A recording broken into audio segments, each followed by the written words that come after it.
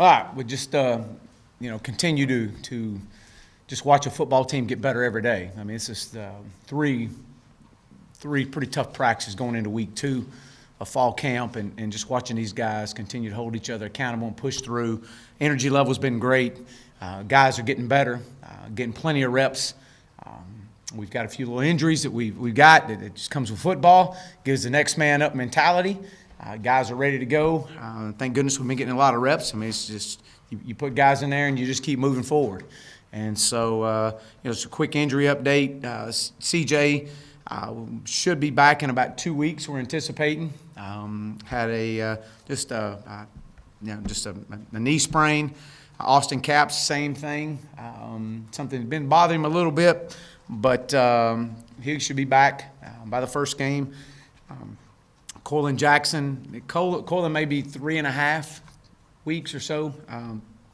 It's a reoccurring injury, but from the same knee. But he'll be fine. Just going in and cleaning a few things up, so we should get him back as well. We opted to go ahead and do all 3 of these now to keep them from lingering where we're at in fall camp, especially with all these other guys behind them getting reps. Pac-Man's great, had an interception right here in a 2-minute drill today. I know he was in green today. A lot of it is just some of the precautionary and just making sure that they understand when you're in a green jersey, you're not hitting and nobody's hitting you. But he's getting some good work in. TJ Hammonds, we expect TJ back any day. It was a concussion, but we expect him back. Nothing that we hadn't already been through his protocol. So Noah Gatlin, we know Noah's status. We've talked about that. But Colton Jackson was in a yellow today, and just from a rest standpoint, and from a foot injury that he's had. But we just pulled him back today again, and Brito Tutt, same thing with Brito. But outside of that's where we're at. And I know you're this far into fall camp. You got 10 practices in, 11 practices today. It's getting a lot of reps. Guys are getting better, and I'm excited to get back out there tomorrow a little bit. We'll have some live situations tomorrow that we'll go through. We'll pull back on Friday, get ready for Saturday scrimmage, and be ready to go for Saturday. With that, I'll open up for questions. Raise your hand, we'll get back to you. So are all these surgeries and are like arthroscopic? Yeah, it's going in, cleaning it up, and they should be back in a couple weeks is what they're telling us. Any of the backups stand out that got extra work with him out? Well, it was good to have Hudson Henry out there today. He had been back the last couple of days, but he was in full go today. So that was good to get him back rolling. Chase Harrell continues to impress us at that tight end position. Grayson Gunner's having a really good camp as well. Blake Kern. So those are some guys that are really stepping out. We're able to move Myron Cunningham back to left tackle, and Kirby was in, as well as Dalton Wagner. So those were guys were getting some first team reps in there, and Shane back at right guard. So. Who was working first team right tackle then? Kirby. Mm-hmm. Okay.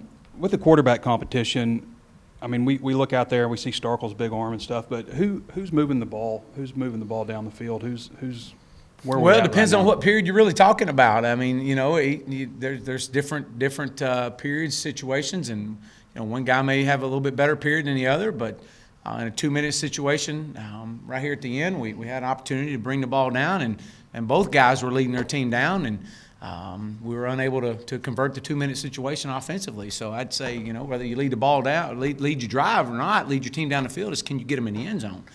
And they both showing, all of them are showing flashes. All 4 of them are showing great flashes. But it's consistency is what we're looking for.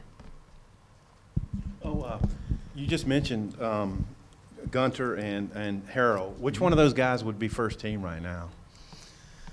We probably open up with Gunner, with Grayson right now.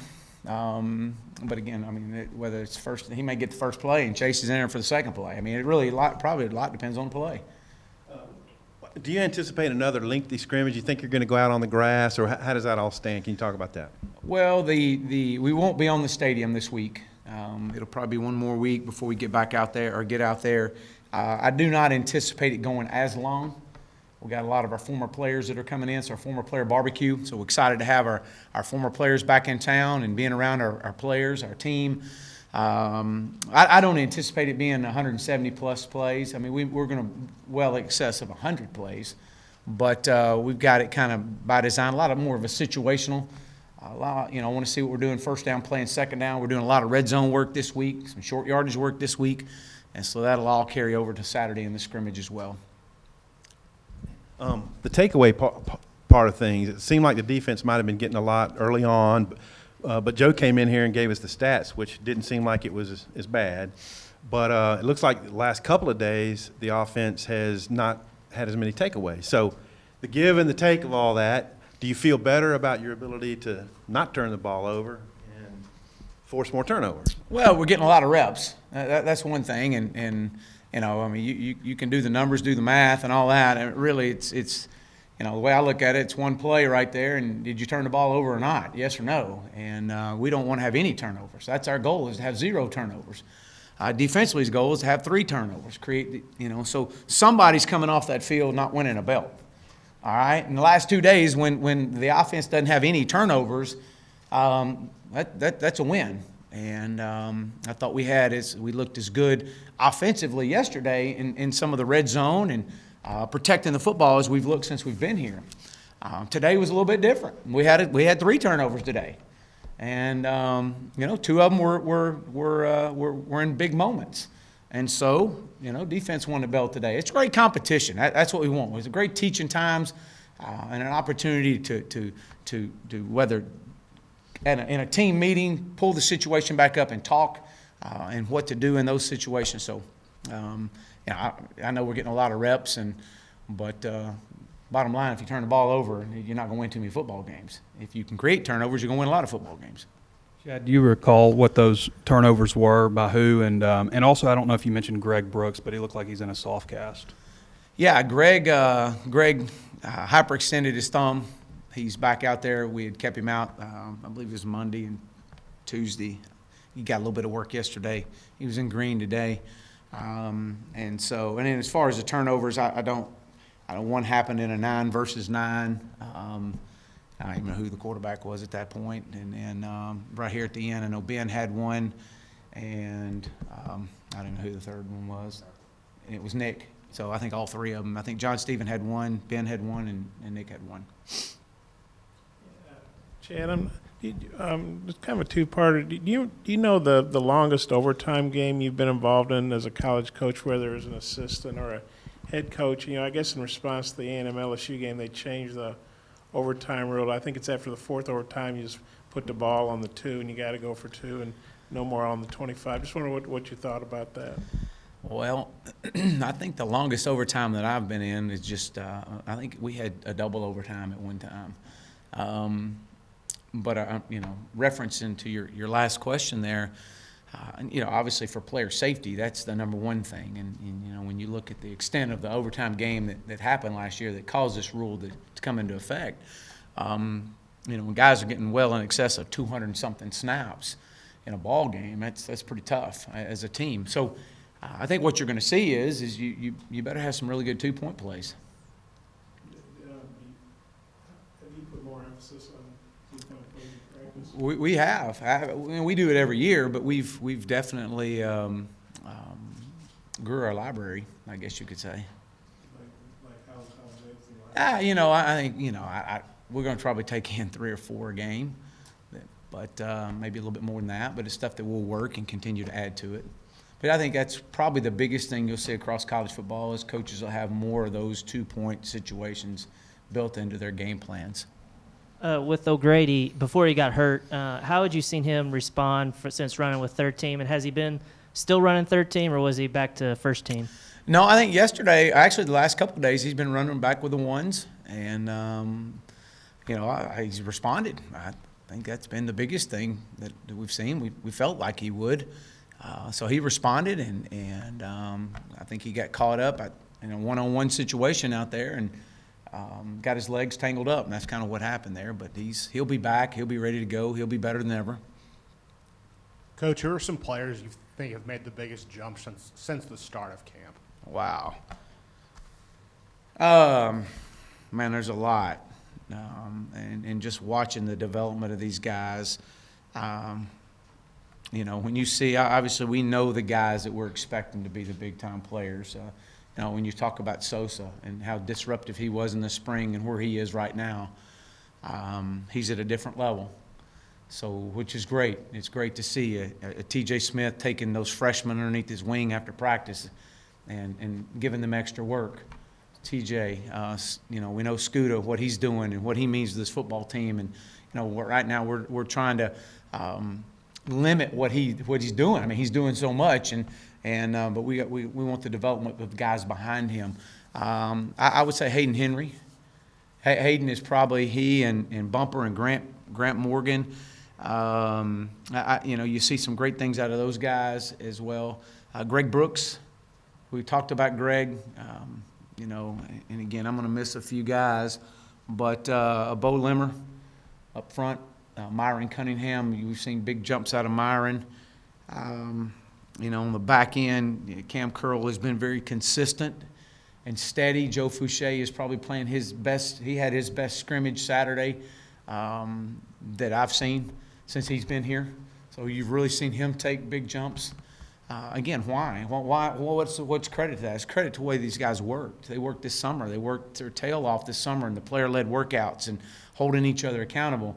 And then just their love for each other and their love for their team.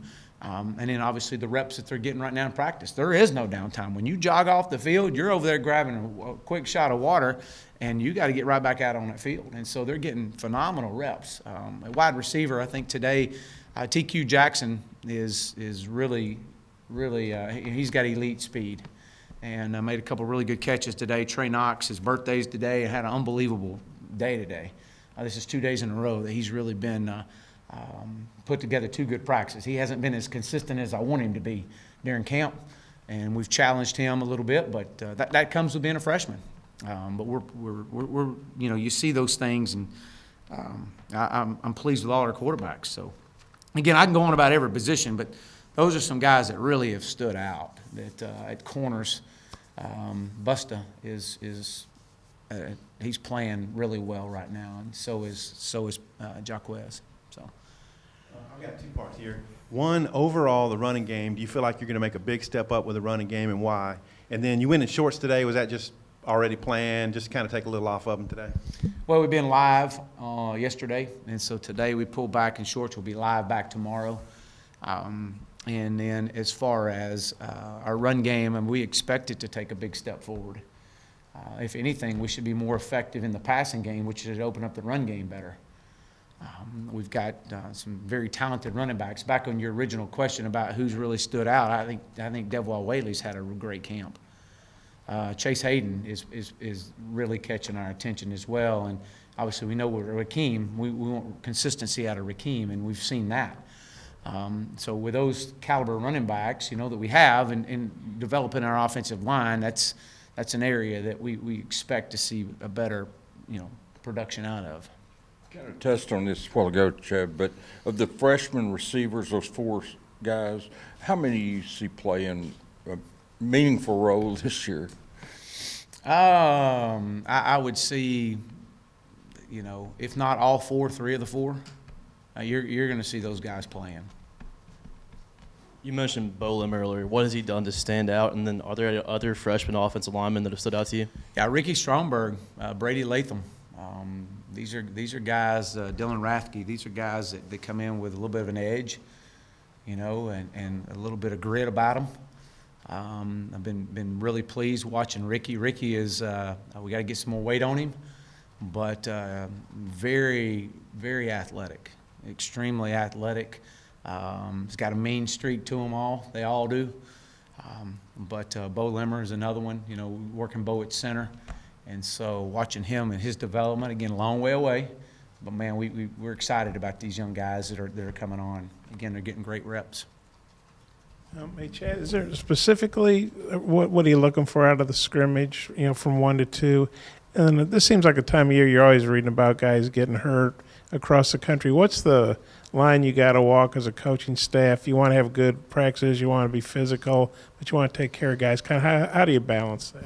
Well, I think, back to what we just said a second ago, we try to teach the tempos of practice that we go through, and we always are showing video of guys taking care of each other in practice. If we can practice full speed and know what the tempo is, you don't have to bring guys to the ground every play. And you can't do that. Real estate, you can't do that anyways. And so we have to learn to practice the right way. And there's been such an emphasis for our coaching staff on teaching our young men how to practice the right way. Because you do that, you get a lot of stuff done. It's practice 10. You only get so many opportunities to get this football team ready for the season. And once the season gets here, we all know how fast it goes. And you're really at 2 good practices a week. And so trying to develop a young man during the course of a season is really hard. You don't have the time. So right now is the time and the challenge and the grind of camp, and that's what we're doing. Football's a contact sport. It's injuries are part of the game. But when we do practice and understand how to practice the right way and staying off the ground, those injuries are less likely to happen. Yeah. Well, this again, consistency in all positions. I would like to come out of this scrimmage with a really good indication on both sides of the ball of who we're going to be going into that first game week, and start 2 weeks out really repping those guys and getting them ready to go. That's our goal as a staff. Hopefully we'll get there, and we'll have one more scrimmage. It'll be that following Wednesday, but that's our goal right now. I think you've added something like 53 new guys since you got here. When you look at when you first got here till now, what do you think have been the biggest improvements in terms of depth in those situations? Well, I think you look at all positions and you see we had to address speed, and we did, and we're faster. We're not where we need to be, but we're getting faster. We've addressed depth both in the offense and defensive lines. You've seen that. We're going to continue to grow, though, and develop those guys that we have on our roster. And so the developmental part of that, now that we've created some depth, the developmental part is being able, how do we develop guys? How do you develop them to keep growing into the player you want them to be? A player that's a freshman is not going to look the same as he will when he's a senior. But we've got a plan in place that by the time they're a senior, we're going to see their absolute best football. And so how are we doing that? It's through our off-season development. It's through our summer training. It's through what we're doing right now. And these guys getting active reps and seeing themselves. They're being coached. It's one thing to sit and watch another guy take a rep and then watch it on film. But when it's you and you're getting the same amount of reps as our ones are getting, that says something. But after that final Wednesday scrimmage, is that when you plan to make soon after that a determination on the starting quarterback? And is that something you'll announce or wait till game week, or how you plan? Yeah, I'm sure we'll probably wind up announcing it at some point. We've got 2 really good opportunities ahead of us, and we got some live situations that we'll get into. We'll transition to afternoon workouts next Monday, Tuesday, and Wednesday. Try to get them ready for the start of school, and then we'll go back Thursday and Friday to morning practices. And then get ready for our mock game that Saturday. So, we'll eventually announce it just at the right time. So. Thanks, Coach. Thank y'all.